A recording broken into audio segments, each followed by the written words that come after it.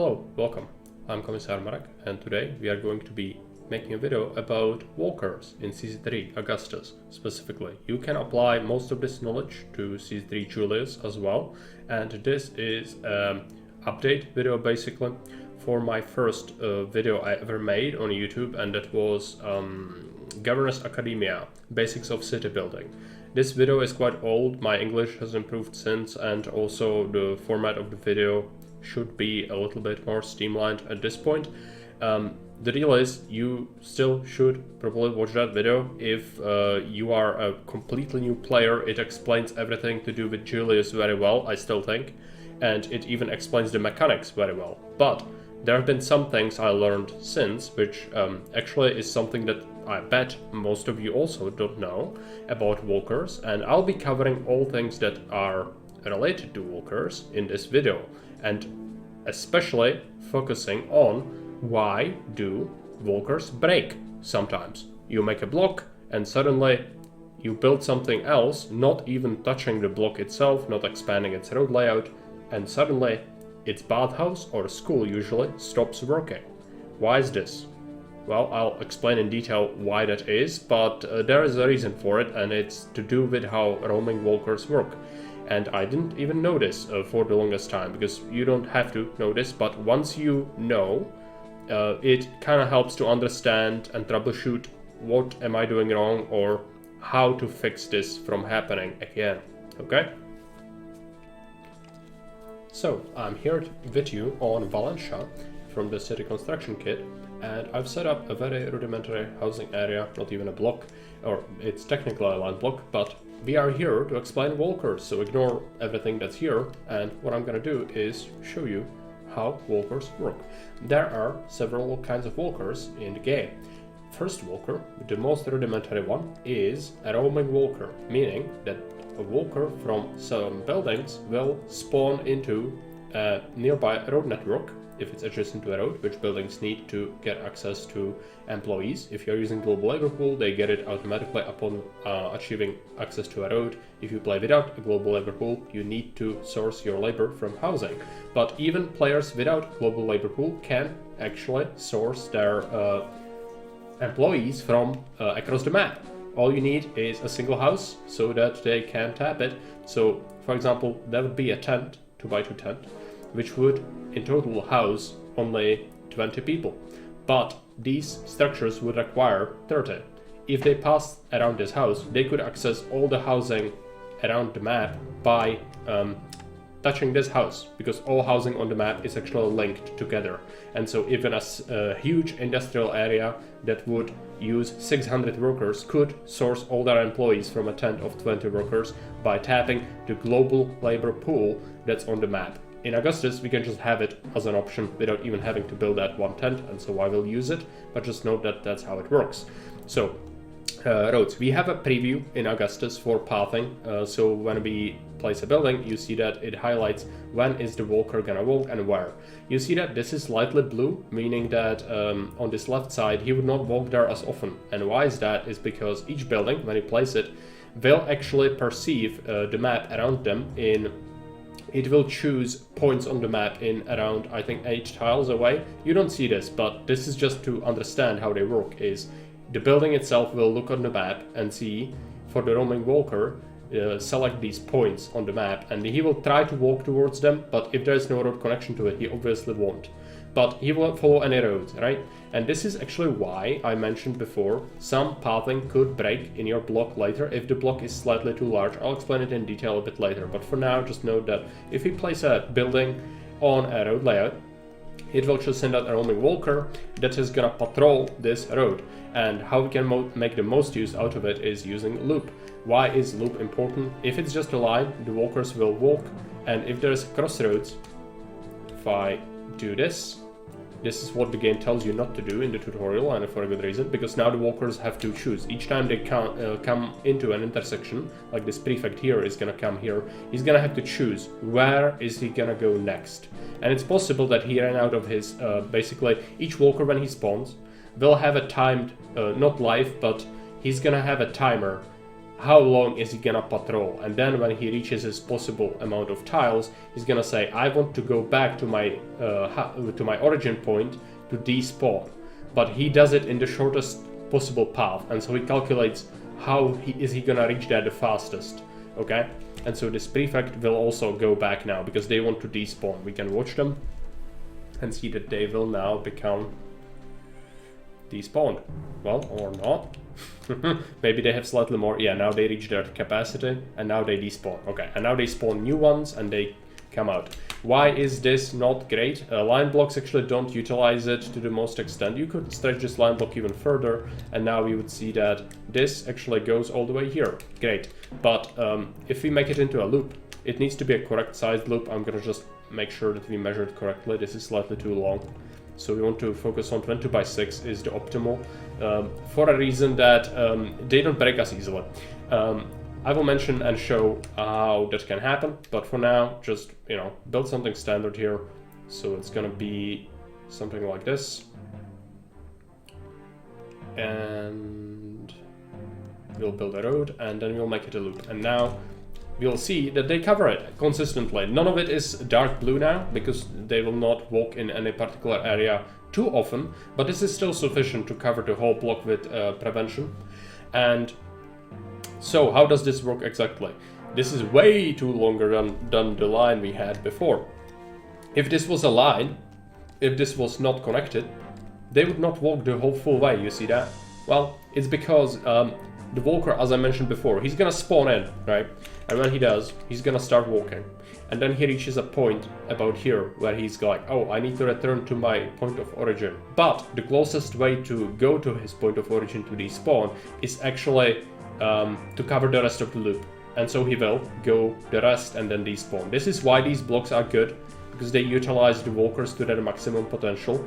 Theoretically, what you could do is, again, you could make this larger. It is greedy, but you could expand it. Now, it still says, oh, this is still fine, right? And it is. But the moment you add buildings that are a little bit different, like the bath, you see how it's a bit sketch? Like, some of the walkers that are spawned, basically each building spawns 4 each like cycle, and one of those each 4 will try to reach the different points I explained earlier, like here, here, here, and here around it. And if they can't, they just do the loop, the patrol. But it means that at least 2 or 3 of these people that spawn out of the 4 possible will not cover the whole thing. They will go here, they'll turn around, and then they will come back. Because they don't actually reach a point which is right about here where they would say, oh, now this is the closest way and I will cover the rest of the loop. They don't do that. So why bathhouses and schools do this? It's kind of hard to know, but usually what breaks is bathhouse and a school. Another thing that's really bad is like right now this works. This will cover the block inconsistently because only one of the possible walkers will cover it, but it still will provide enough access so the houses don't devolve. What is a problem though is that this actually doesn't solve anything, because what happens if you add other road layouts on the map is it could break. When there is another area, let's say that we have some industry around here, so we have a block there, we have a block here for some farming, we'll have some other paths and even some squiggles. I don't really care what it is, just build it so that we can have an assumption. You see, I'm not connecting any of this. I could even remove this so that there is no corner passing, even though I have that off. Just having possible roads so that impacts the... This is like realistically you would be building industry, farming, other blocks around, right? And so that's why we did that. And now when we check, it could impact. You see, now the school doesn't do this anymore. Yeah, it could even get worse. Like suddenly the school could stop covering this amount, or the bathhouse could stop covering a bunch. Why is that? Because of these additional paths around it. Not even connected, there's no physical connection to it, yet they perceive it as I want to walk here and now this is a road, so it alters how they behave in the block itself. How to avoid this? Well, simple. Don't be greedy, go with 22 by 6, don't add in that extra house, don't go for 26 by 6, because it's too greedy.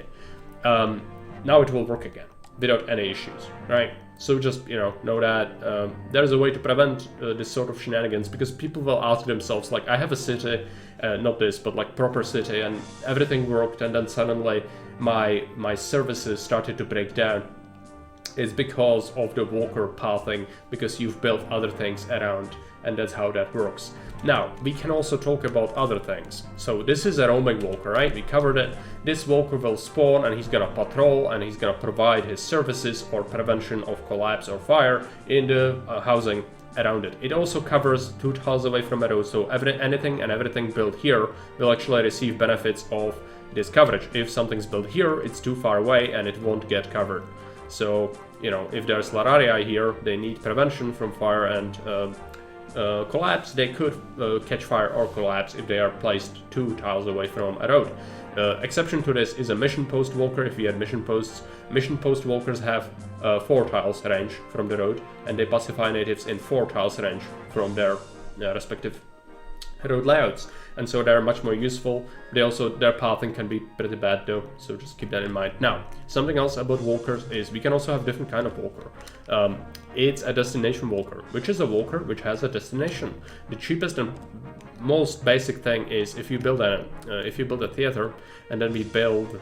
Well, let's just watch the actor get into his loop. So now the actor is gonna go walk the loop and he's gonna provide entertainment services. If this was an amphitheater, actually, it would require actors to boost its entertainment value, provided theaters don't actually benefit from that. Yet the game tells you in tutorial that you should do that. They actually don't get more entertainment from having actors colony, but they will still send destination walkers. So we could build an actors colony here. It only needs 1 tile access to the loop itself. The only exception is monument buildings, which monuments need central point to be connected to a road. This is not a monument, therefore it doesn't require middle point. It can be just a corner like this. And so now this is gonna spawn an actor, but this is not a roamer. He's not gonna do any loops. He's gonna be a destination walker. He passes through roadblocks, even though I have not allowed him to pass, which he could do, by the way. And he's gonna walk to the theater. And then he's gonna despawn, and then he's gonna spawn more of them, and that's how they operate. Okay, how is this useful? Well, imagine that we didn't have much space here, and this is what we would have. Now what we could do is possibly, let's say that we didn't have much space, and this would be our possible maximum block size. Well, all people along this route, let's say that we would want to make this like this line block, right? I would want to squeeze in as many people as possible in here. Well, what if we had this road be long like this? Now, if we check it, we see that the walkers, well, they still kind of reach it, which unreliable, but still, we stretch it even more. And now we see that they don't reach the end. So how would we provide access to this service? Well, easy. Just put a roadblock down, make this line block stable, and then what we would do, put a theater or, you know, any other entertainment structure that receives these kind of walkers, so amphitheater or an arena for gladiators or lions on the other side. And the people that are gonna be passed in this block, even though this is road blocked, the actor from this building will not pass any housing. The actors going from the actors colony to the theater will actually provide access to entertainment for all people living here to the same building that the actor is going to. And so you can use this to actually like save space in the block itself if the terrain is not allowing for it much. The problem with this is, of course, if this was a loop, as we described before, so this thing, right? This would be your block. Now this walker will go the shortest path, meaning he's gonna take this way, and people here would never get access to that. How would we solve it? We would have to do something a bit unfortunate by placing something like this. Make sure that it doesn't collapse, of course.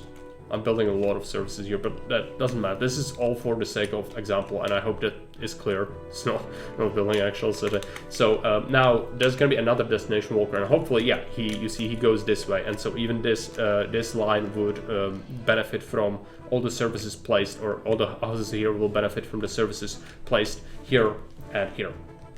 Right, so with explaining how that works now, this would save us a little bit of space in the block itself, but if you can, usually it's preferable to build within the block itself.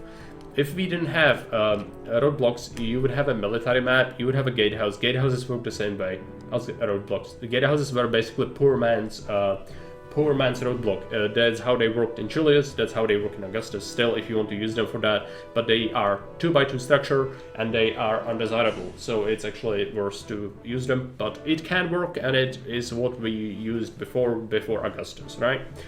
And so yeah, that's another walker. I described as the walkers can break, so now you should be able to avoid it. I'm thinking about other walkers. There are some instances where walkers can go off-road, like prefects. If there's an enemy nearby, they will go off-road to seek them out and kill them, or fight them. Usually they lose because prefects are not very good at combat, but they will leave their path to go and encounter enemies if they're nearby. What also happens is if there is a fire, prefects will also leave their designated road layouts to extinguish the fire. Something else that can happen like that is if there's a supply post. If this is a military map, there's a supply post. The supply post sends out cosmetic walkers with food delivered to each fort, and that doesn't have any real life implication. It's just a cosmetic thing, but they also leave roads to deliver that food. And carters can also go off-road, of course. Carters are destination walkers usually.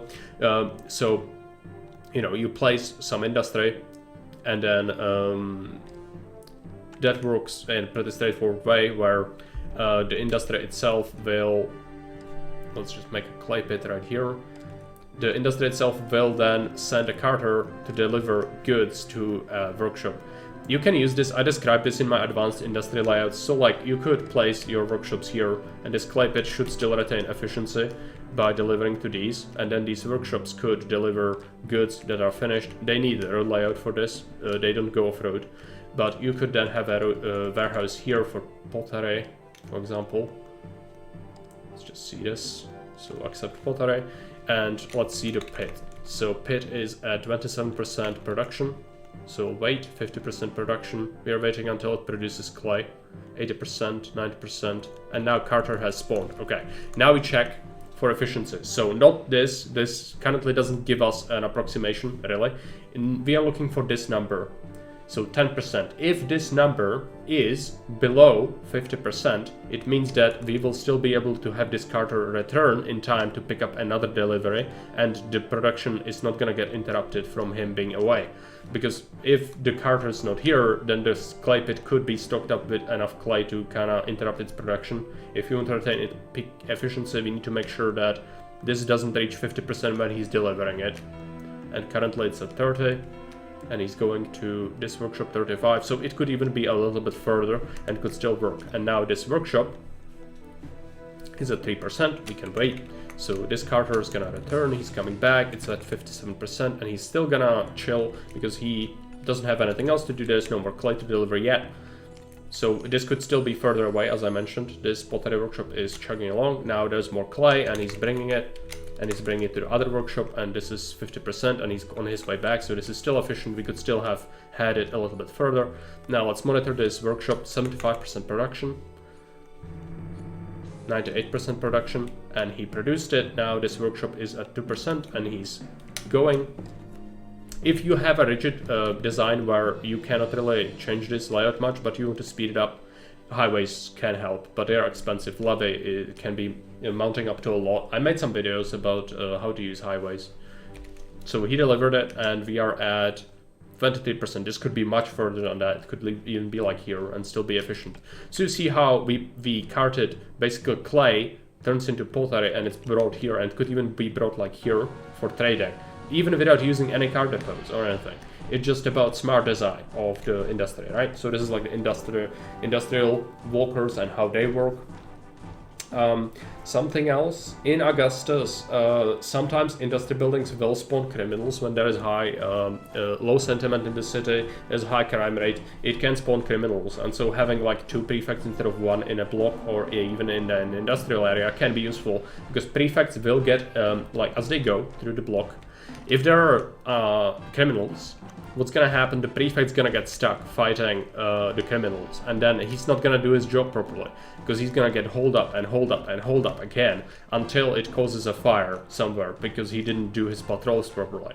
And so having multiple is usually good, like 2 is safe in central. If it's a desert map, I would go for like 3, or even maybe sometimes 4 if there's heavy crime on like a desert map, because tents especially accumulate fire risk the fastest.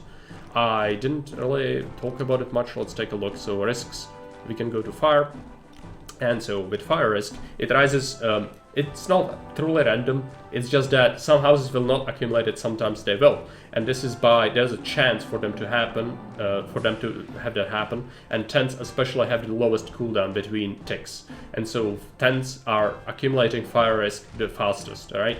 And if it reaches critical levels, it has a chance to catch fire. It's not a given, but eventually any building will burn down if you leave them without fire protection. You see that the prefect is solving the fire risk. And since this is 1x1s, this is the second tile away from my roads, this is still covered and it's perfectly safe. Well, let me know if there's any other things that you might be wondering about, because again, this is a little bit of a confusing part of the game. It always was, but with Augustus we have much more in terms of control, how to monitor it, how to judge it, but there are still pitfalls and things that could go wrong. So let me know. And thank you for watching. See you around. Bye.